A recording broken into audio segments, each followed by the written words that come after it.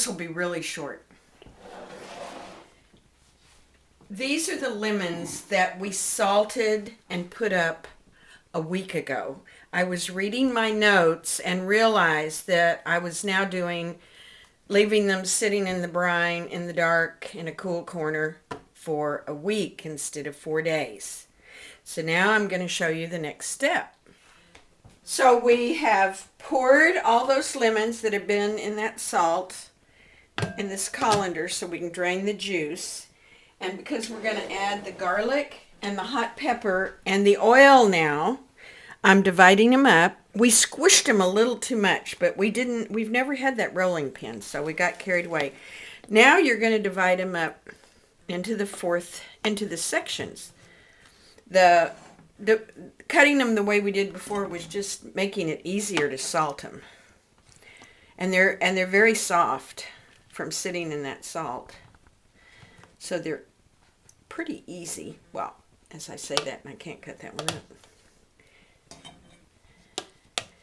And as I said, lemons are very corrosive, so you're not wanting to use any kind of metal unless it's stainless steel. So I'm using a plastic colander, glass dish. I'm going to fill these two till where they're about equal. And then we're going to put a tablespoon of the peppers in each one of these because we don't want them so hot we can't eat them.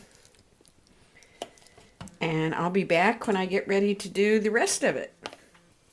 We have now added a tablespoon of the red chili pepper flakes, and 2 tablespoons of minced fresh garlic to each of these jars. I figure there's about a quart of lemons in each jar. And then I heated some olive oil up to 180 degrees, and now we're going to pour that in there. Sorry. And I'm going to put the lids on. Not screw them down yet because that's hot oil. Just set them on there. And I'm going to let them cool off, sitting here on the counter.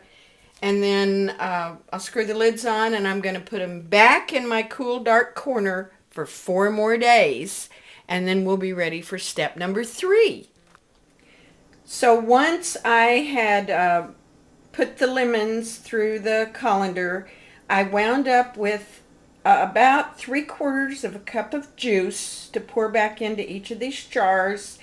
And now it's topped off with that 1.5 cups of very hot oil. I think I forgot to mention that you do heat the oil before you pour it into the jar. So I heated olive oil up to 180 degrees.